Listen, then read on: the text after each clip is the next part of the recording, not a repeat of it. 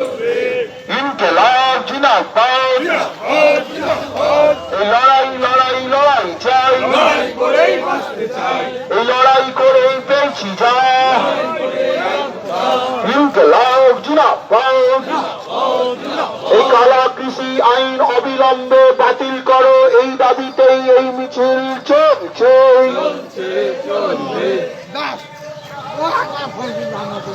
ইনকিলাব জিন্দাবাদ।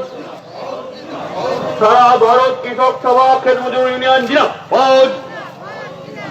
অবিলম্বে সরকারকে ন্যায্য দামে কৃষকদের থেকে ধান কেনার ব্যবস্থা করতে হবে। এই দাবিতে আমাদের সংগ্রাম। ইনকিলাব জিন্দাবাদ। এই দিন দিন প্রতিদিন পেট্রোল ডিজেল গ্যাসের মূল্য বৃদ্ধি নিয়ে মোদী মমতা নীরব কেন? জবাব চাই, জবাব দাও।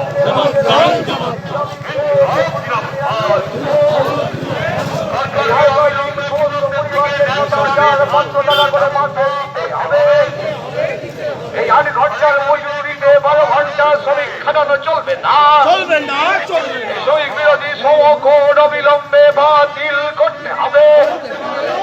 এই বিদ্যুতের বর্ধিত মাসুল অবিলম্বে প্রত্যাহার করতে হবে। এই মাথা পিছু 10 কেজি খাদ্যশস্য দেওয়ার দাবিতে সারা ভারত খেতমজুর ইউনিয়ন লড়ছে। ইনকিলাব জিন্দাবাদ। সারা ভারত কৃষক সমাজ এই কৃষক বিরোধী 3টি কালা কৃষি আইন প্রত্যাহারের দাবিতে আজকের এই মিছিল চলছে।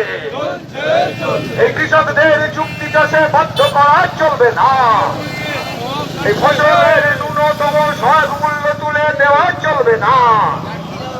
এই কালোবাজারি মজুতদারদের উৎসাহ দিয়ে জিনিসের দাম বাড়ানো চলবে না। এই ভারতবর্ষের কৃষি ক্ষেত্রকে কর্পোরেটের হাতে বেঁচে দেওয়া হচ্ছে কেন? মোদী অমিত শাহ জবাব দাও। এই কর্পোরেট পুঁজিপতিদের দ্বারা মোদী অমিত শাহ বিজেপি দূর হটো। জবাব চাই, জবাব চাই। জিন্দাবাদ, জিন্দাবাদ।